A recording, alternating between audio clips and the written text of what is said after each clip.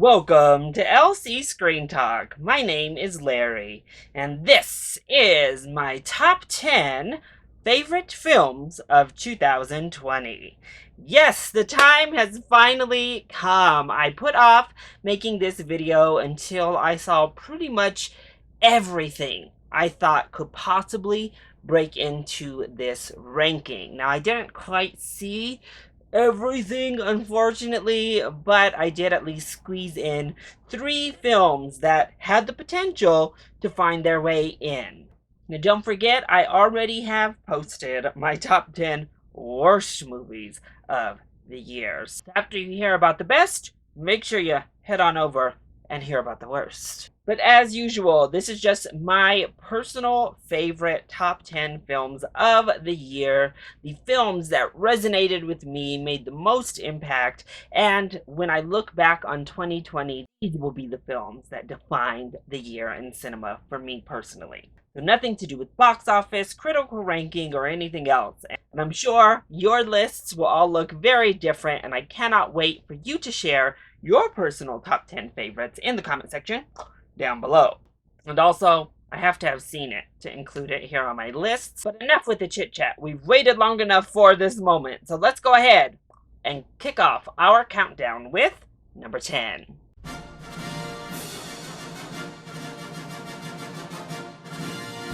What can I say? I loved Birds of Prey and the fantabulous emancipation of one Harley Quinn. Yeah, we'll acknowledge the full title just this once. But I have to say, no other film in 2020 was as much fun to watch as Birds of Prey was for me personally. It was probably my favorite theatrical experience of the year. I love the direction that we took the character of Harley Quinn in this film. She was able to be vulnerable yet powerful, lost and have an arc, but in the end, she felt like a real person. Not to mention our entire cast was amazing. Journey Smollett, top notch. Ewan McGregor killed it. Elizabeth Winstead, amazing. The action was the best action of 2020 for me. The costumes, the makeup, the jokes, everything. I loved Birds of Prey. I know it's a bit of a divisive film, but for me, this was clearly the best action movie, the best comic book movie, and one of the best films to come out of 2020. I love it.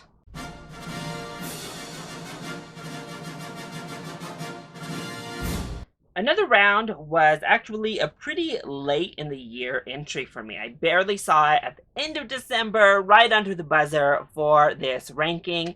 And oh my gosh, am I glad I did. What a wonderful foreign film this was.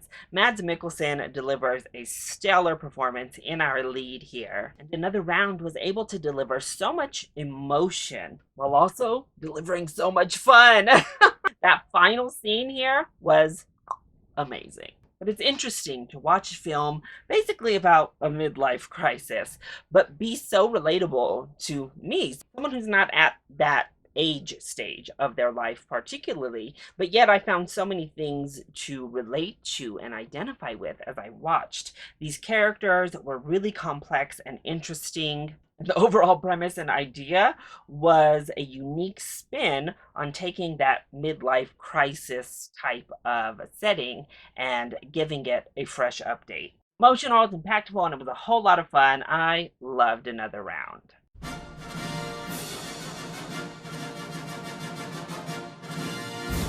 Yes, my favorite horror film of the year. Possessor brought all of the sci-fi body horror that I hoped it would and delivered tenfold. Christopher Abbott particularly gives an amazing performance in this film, but Brandon Cronenberg certainly showed he is ready and willing to take on the mantle his father had left open in cinema, and he's definitely up to task.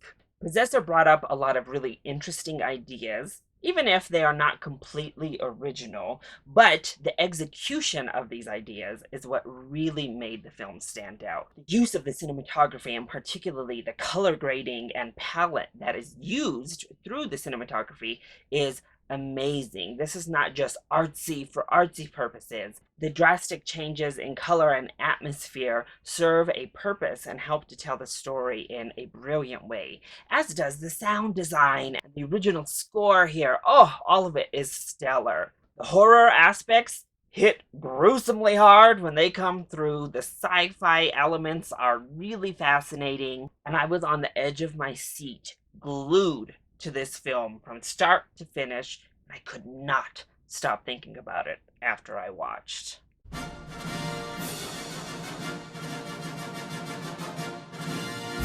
The very last entry before I made this list, One Night in Miami, was more than worth the wait and certainly warranted holding off recording this video because it was fantastic. Regina King makes her directorial debut here and proves that she's more than just a legendary actress. She is a director to be reckoned with because her voice is so strong in this film. She makes some really great choices in this play turn into something a bit more cinematic. And then you see her influence through not only the editing, but how the flow works with the film. It's fantastic. Plus, the performances also reflect well on the director herself because this entire ensemble is amazing. Particularly Leslie Odom Jr. steals the show. He is fantastic. But what an interesting concept we're given here.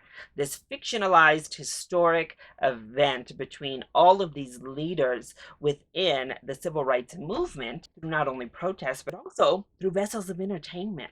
The discussions are important and resonate here in 2020 just as much as they did 60 years ago.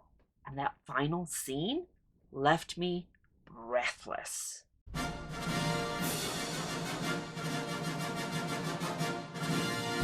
The Monsoon was a smaller LGBTQIA plus film that released in 2020 in very limited fashion. Fortunately, I was able to see it through the Cinema Q Queer Film Festival here in Denver, and I am so grateful that they brought this to the festival because it was fantastic. Henry Golding gives his best performance to date in this really soft but really eloquent role and film. The romance that we're following is very steamy, but yet authentic and understated. The cinematography is absolutely stunning. These wide shots we get over the top of landscapes, whether it be just the traffic of Vietnam or the picking of flowers. It's beautiful. The screenplay and script delivers this lived-in authenticity that warrants such credence not only to this potential budding romance that we're watching, but maybe even more importantly, to the identities of immigrants. That's what this film ultimately really delves into. The immigrant experience and returning to your country of origin, the home you were born into all these years later, and that sense of feeling like an outsider and not really knowing this place and the type of processes you go through in working through those dilemmas. Not only that, we also dive into the identities of the Black experience and relationship with Vietnam and what a complicated and messy situation that is. For such a small and understated film, Monsoon tackles a lot of really heavy issues and does so in beautiful fashion with great performances, steamy romance, and a last sequence that I still think about daily.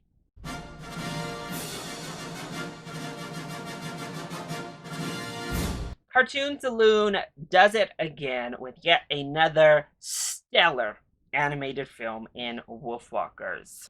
Personally, the most beautiful animation I've seen in 2020. Wolfwalkers brings this old Celtic style of a storybook to life in absolute perfect fashion.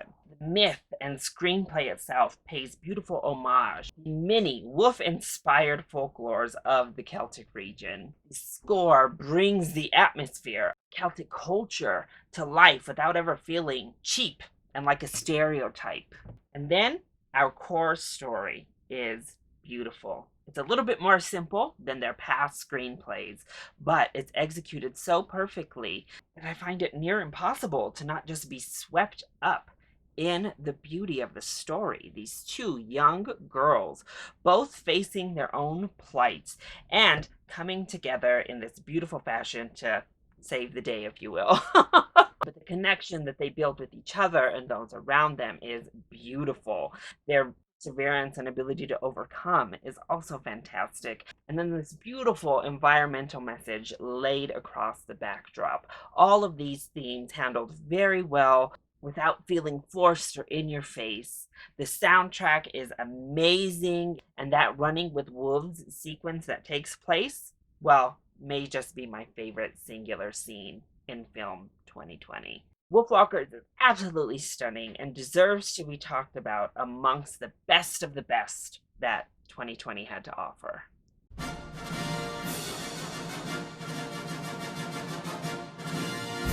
Just barely edging out Wolfwalkers as my favorite animated film of the year was Soul, delivered from the animation powerhouse themselves, Pixar.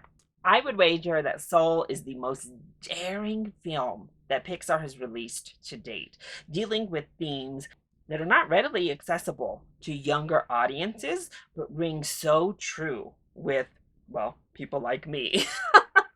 This existential story that delves really deep into our purpose and our passions and how those coincide but don't necessarily have to overlap is really amazing. And honestly, not just a daring story for children, but a daring message for film. So often we hear about chase your dreams or the inspiration of putting your dreams and your passions above all else. And this story takes that and adds layers to it and expresses a different way to view life in a more rewarding and possibly more healthy fashion. And it's done beautifully well. And speaking of beautiful, the animation, as always with Pixar, is stunning. But what I loved here is the use of different animation techniques as we go to that soul world. That 2D overlay is so fantastic. While it looks simple, it adds so much to the effect of the film. And then we get down to New York, and the photorealism is top tier Pixar. We get some cultural aspects, such as that beautiful scene in the barbershop. Beautiful little touches that add so much to both the story and the animation itself.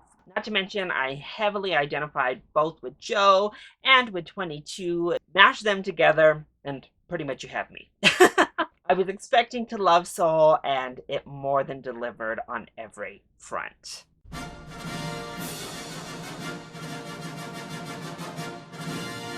What a gut punch of a film. Sound of Metal gave me everything. Starting off, these performances are amazing. Riz Ahmed has never been better. And I think most all of his performances have been top tier, but Sound of Metal takes the cake. He was amazing in this film and arguably gives the best male performance of 2020. But right there, to match Riz Ahmed is Paul Raci, an actual deaf actor who brings all of the heart to this film. He is the beating heart of Sound of Metal. And wow, every time they are together on screen is pure cinematic magic. What a deep and beautiful subject matter, watching this young man go through such a traumatic event and having to deal with and grapple with his passions being taken from him. And we watch as he has to refine himself and redefine himself. Once again, like so many films on this list, that final scene left me breathless. And then to put all of this over the edge, this wonderful story, this beautiful script, these amazing performances, was possibly the best sound design work I've ever seen in film. You as an audience member are completely pulled into the scenario of our main character just through the sound design on its own. And the sound itself and the use of sound becomes its own living, breathing character through the film. It really was masterclass. Across the board, Sound of Metal just moved me in a way that very few films were able to do in 2020.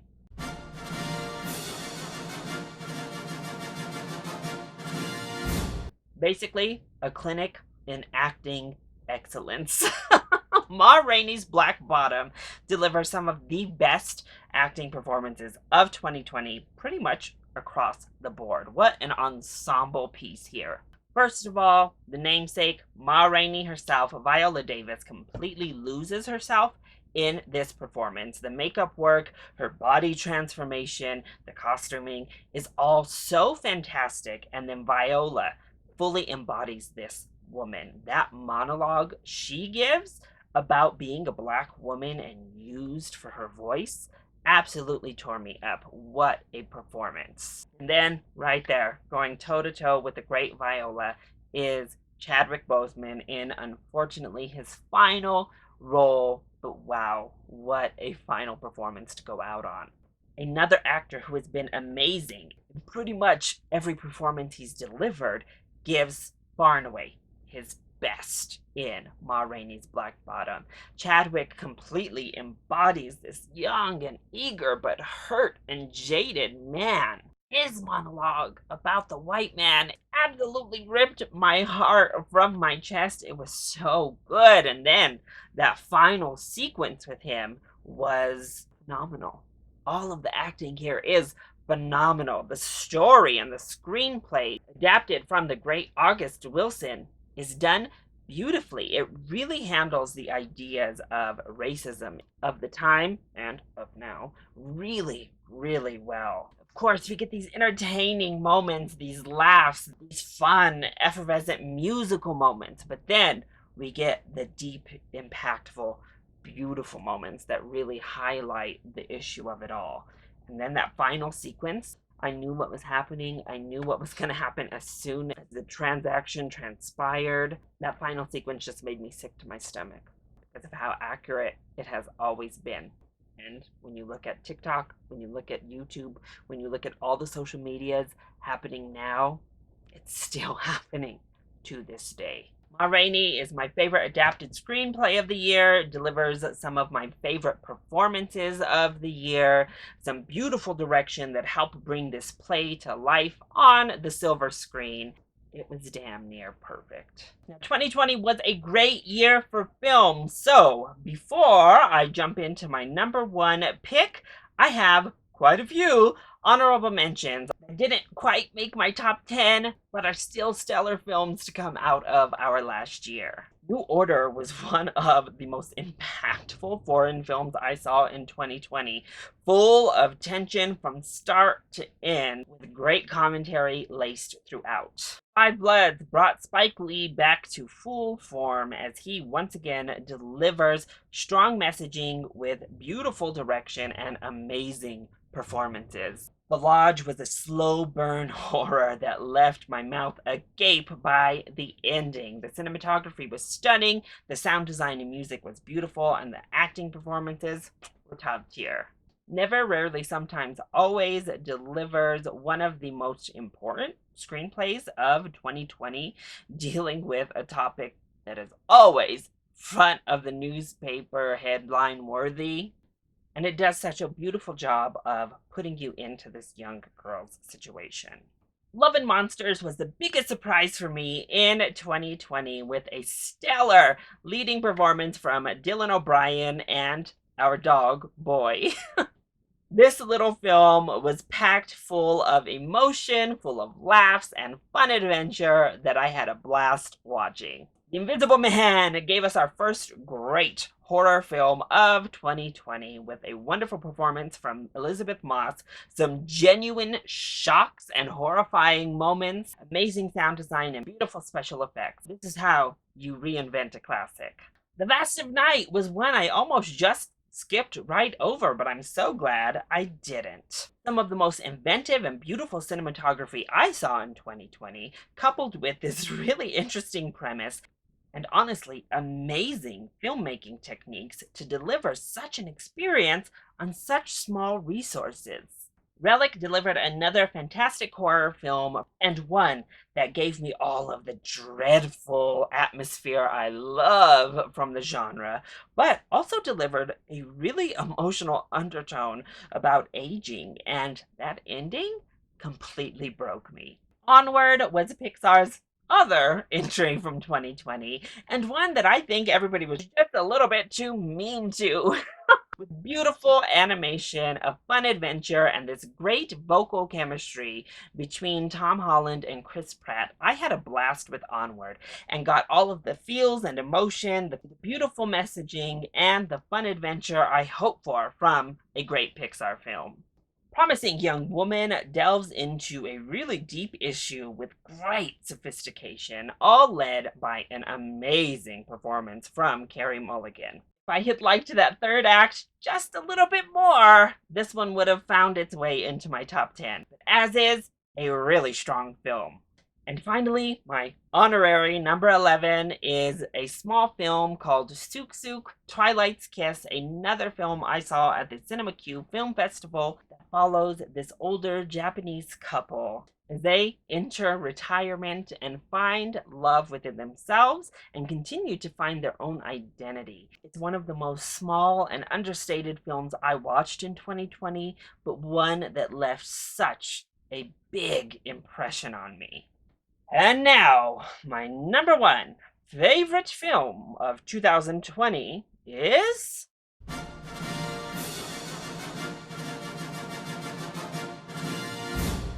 Minari. Was perfect. From top to bottom, I would not change a single thing about this beautiful film. I have never seen a film that captures the everyday experience of immigrants so well as this film does. All of the performances are amazing here from top to bottom. Our grandma, Stephen Yeun, the little boy, everybody here is so good. And they build up this really authentic feeling family dynamic. The everyday struggles, the minor instances of passing racism that are taught, not inherent, are really well handled and once again never pushed into your face. The struggle of marriage on top of being an immigrant, the family dynamics, everything about Minari is beautiful. In my opinion, this is the best screenplay of the year with some of the best performances of the year, coupled with this amazing authentic direction and stunning cinematography. The original score is absolutely stellar.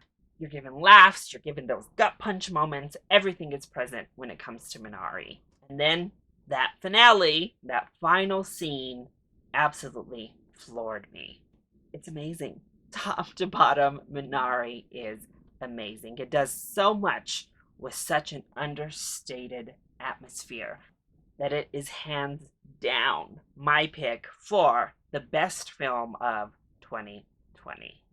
So that is it. Those are my favorite films of the year. What did you think? Do you agree? Do you disagree? More importantly, I want to see your list of the best films of 2020. Leave those either in the comment section down below, or you can hit me up on Twitter. Also, if you enjoyed this video, please hit that like button down below and subscribe to the channel so you are always up to date on my latest videos. I love you all so much for your continued support. Mwah! Thank you for watching, and I'll see you next time. Bye!